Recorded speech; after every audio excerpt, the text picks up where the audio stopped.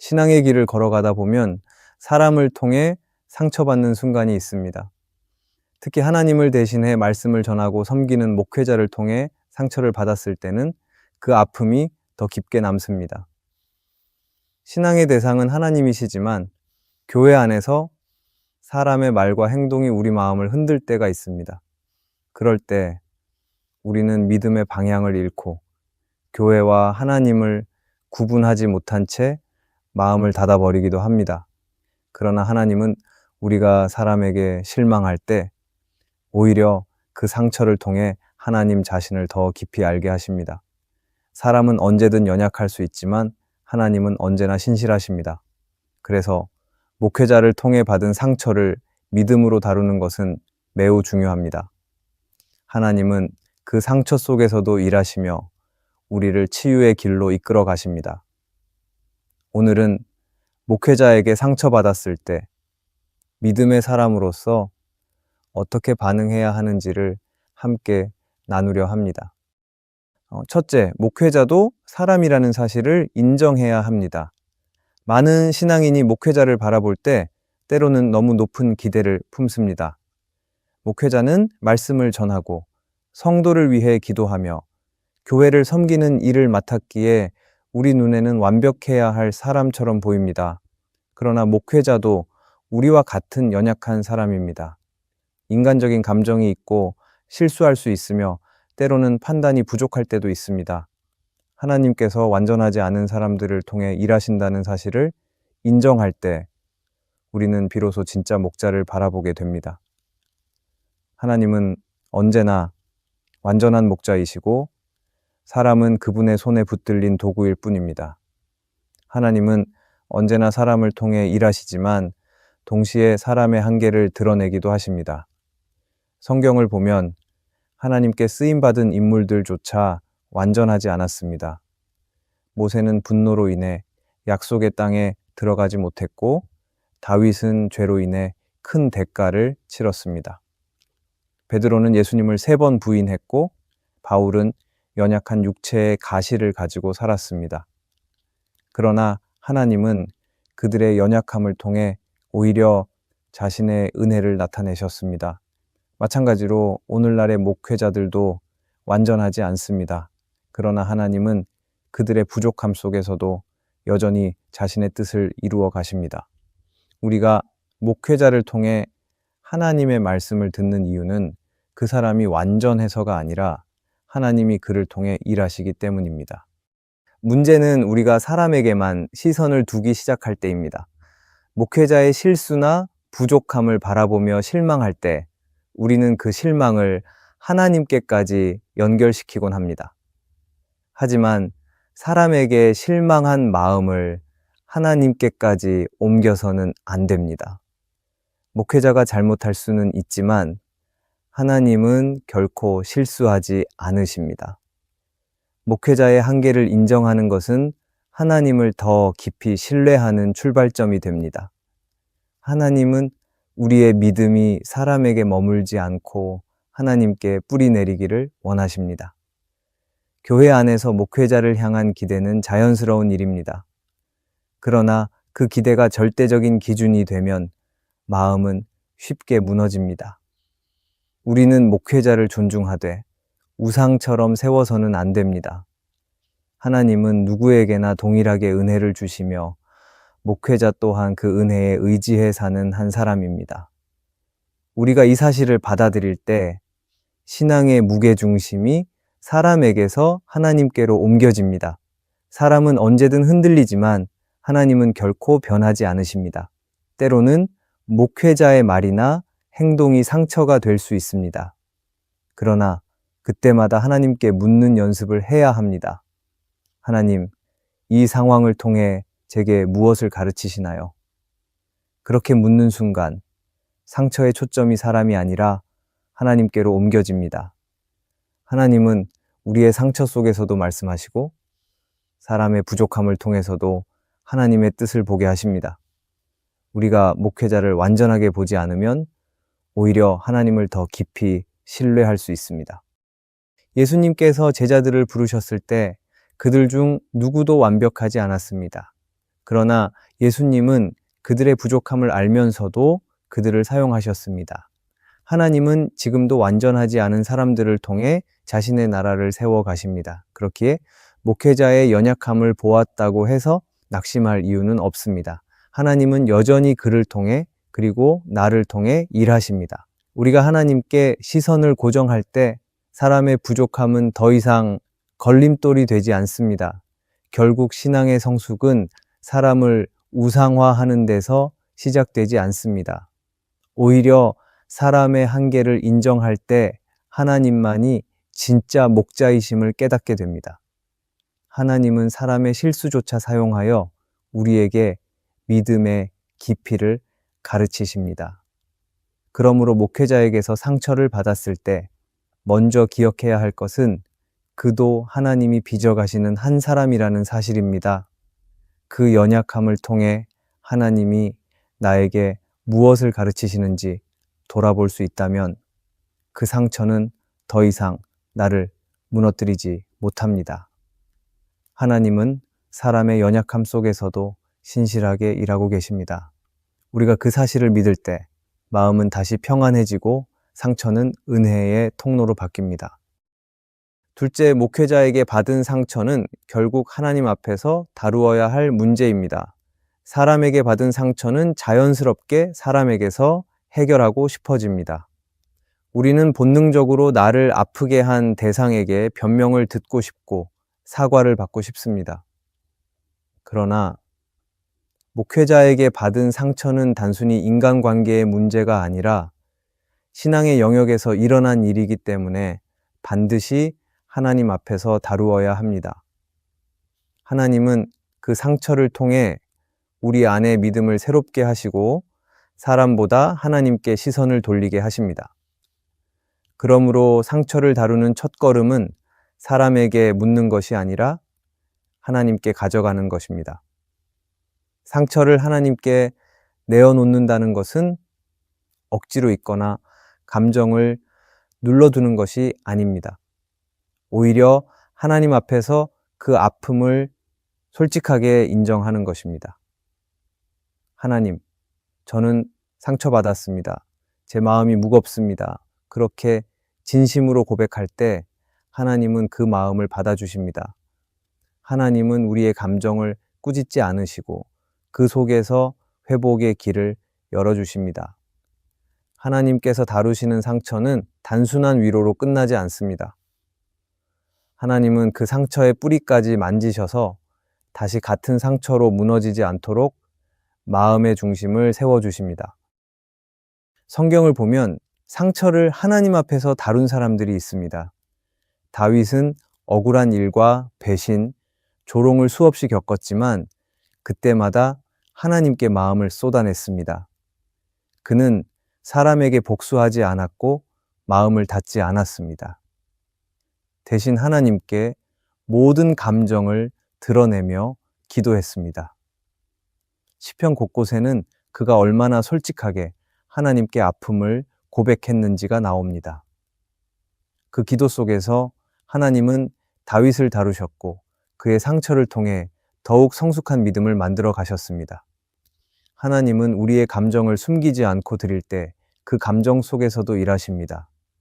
목회자에게 상처받았을 때 우리가 가장 먼저 해야 할 일은 사람을 향한 비난보다 하나님 앞에서 마음을 정리하는 것입니다. 물론 그 상처가 크면 클수록 하나님께 나아가는 일도 쉽지 않습니다. 그러나 그 어려운 걸음을 선택하는 순간 하나님은 우리의 마음속에 새로운 회복을 시작하십니다. 하나님은 상처의 순간에도 나를 외면하지 않으십니다. 오히려 그 상처를 통해 내 믿음의 방향을 바로잡으십니다. 우리가 상처를 하나님께 맡기지 않으면 그 상처는 점점 커져 마음을 지배하게 됩니다. 예배가 무의미하게 느껴지고 기도가 막히며 말씀조차 들어오지 않게 됩니다. 결국 사람의 잘못이 하나님과의 관계까지 끊어놓게 되는 것입니다. 그러나 하나님은 그 상처를 다시 믿음의 자리로 이끌고 싶어 하십니다. 사람의 잘못 때문에 신앙을 포기하지 않도록 붙드십니다. 하나님께 상처를 맡긴다는 것은 사람을 향한 미움을 내려놓고 하나님이 내 마음을 다스리도록 맡겨드리는 일입니다. 때로는 용서가 너무 멀게 느껴질 수 있습니다. 이해할 수 없는 행동, 돌아오지 않는 사과, 여전히 아픈 마음이 남아 있을 수 있습니다. 그러나 하나님께서 그 마음을 만지시면 조금씩 달라집니다. 하나님의 위로는 단순히 감정을 달래는 위로가 아니라 마음의 구조를 바꾸는 은혜입니다. 미움 대신 연민이 생기고 원망 대신 평안이 자라납니다.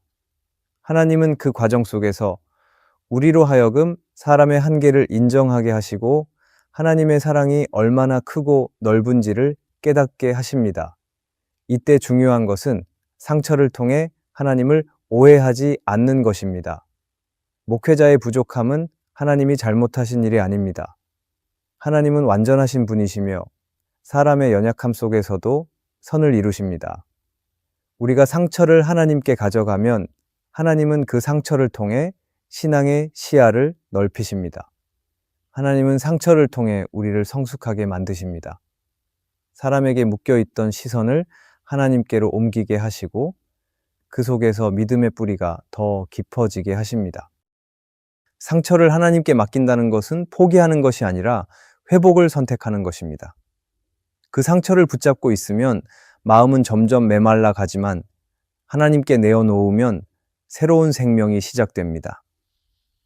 하나님은 우리의 마음을 치유하시는 분이시며 그분은 우리의 눈물 한 방울도 헛되게 하지 않으십니다.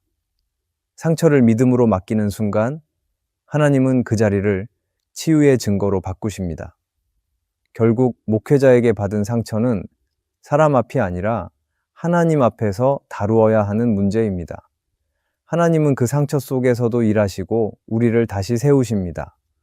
상처를 내 힘으로 해결하려 하지 말고 하나님께 맡겨야 합니다. 그러면 하나님은 그 아픔을 믿음의 자양분으로 바꾸시고 오히려 더 단단한 믿음을 허락하십니다. 하나님은 우리의 상처까지 사용하여 우리를 더 깊은 신앙의 사람으로 세워가십니다. 셋째, 나의 상처를 통해 하나님이 나를 어떻게 다듬으시는지를 바라봐야 합니다. 상처는 고통스럽지만 하나님께서는 그 고통 속에서도 일하십니다. 상처는 단순히 아픔으로 끝나는 것이 아니라 하나님이 우리의 내면을 다듬고 성숙하게 하시는 도구가 될 수 있습니다. 우리는 상처를 받을 때 왜 나에게 이런 일이 생겼을까라고 묻습니다.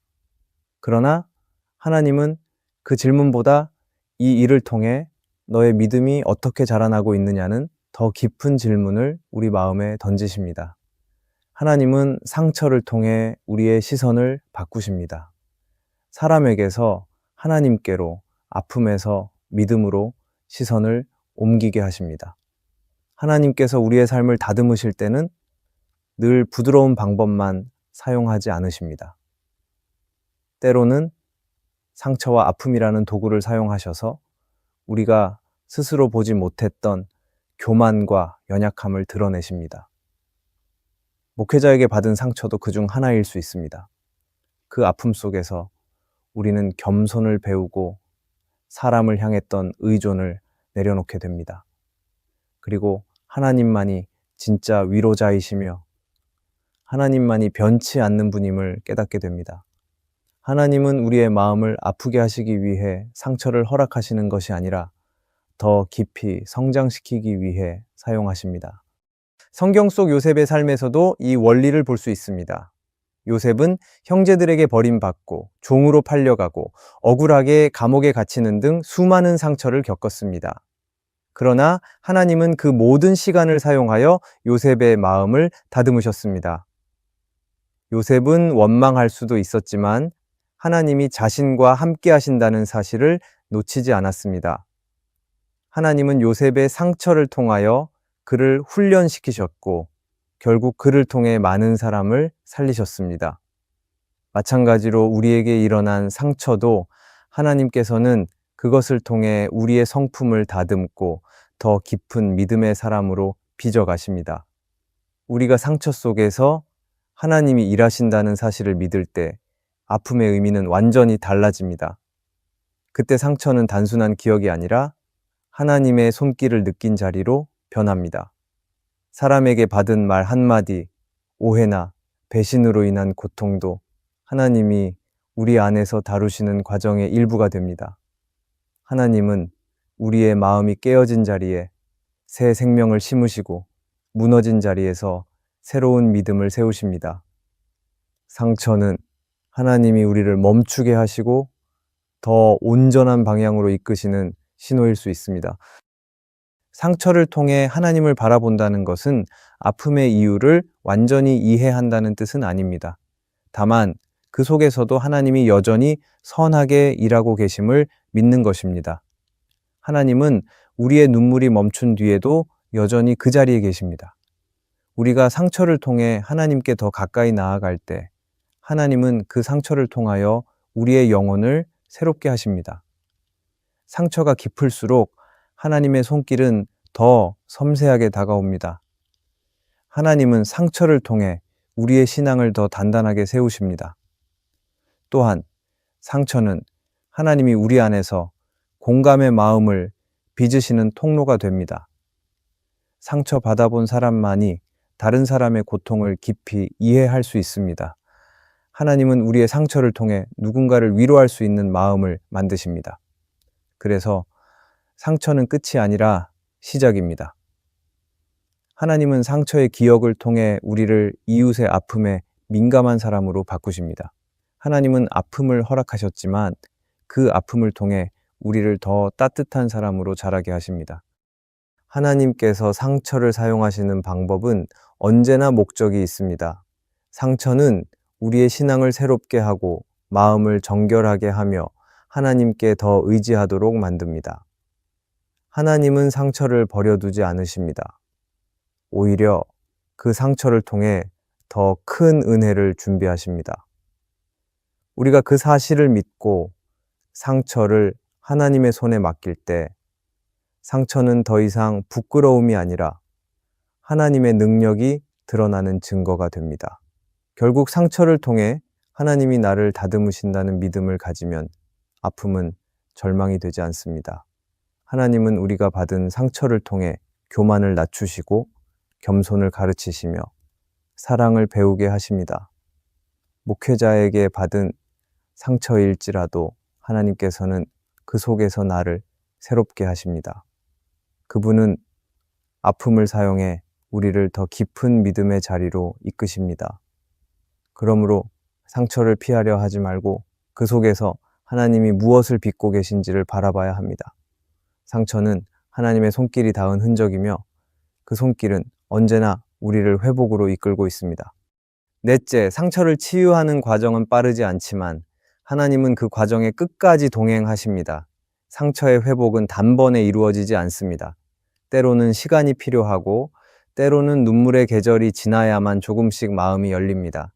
우리는 종종 하나님께 빨리 잊게 해주세요, 빨리 낫게 해주세요 라고 기도하지만 하나님은 그 과정 자체를 통해 우리를 빚으십니다.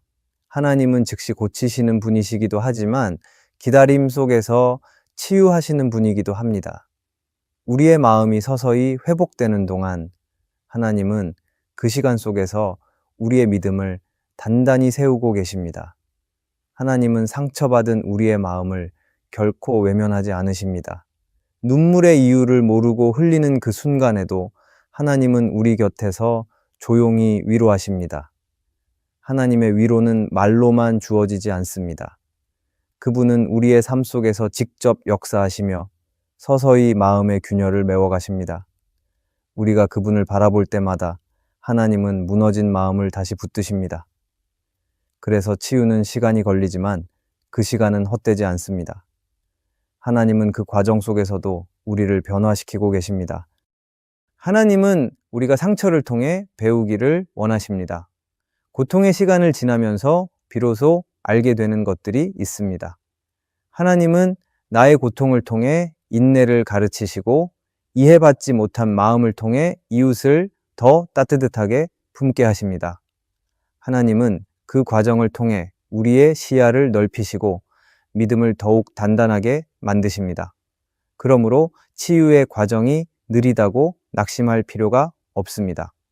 하나님은 멀리 계신 분이 아니라 지금 그 과정을 함께 걷고 계신 분이십니다. 성경 속 한나는 오랫동안 아이를 갖지 못한 상처와 수모 속에서 살았습니다. 그러나 그는 그 고통의 시간마다 하나님 앞에 나아가 울며 기도했습니다. 그의 기도는 한순간에 응답되지 않았지만 하나님은 그의 눈물을 기억하셨습니다.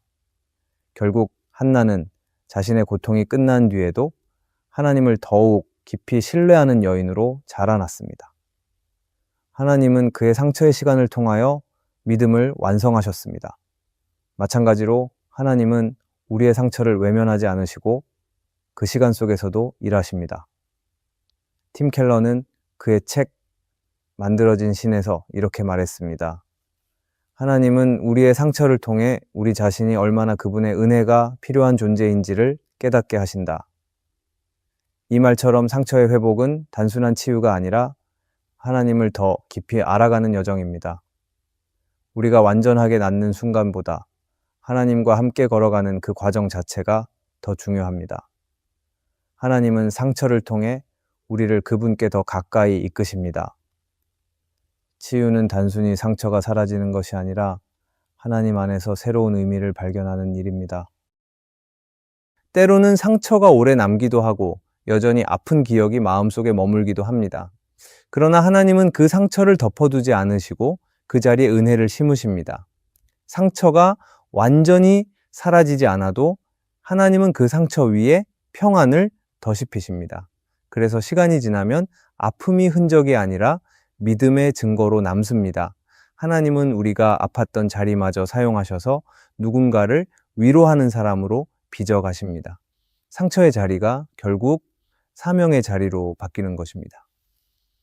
우리가 상처의 과정 속에 있을 때 해야 할 일은 한 가지입니다. 조급해하지 말고 하나님을 신뢰하는 것입니다.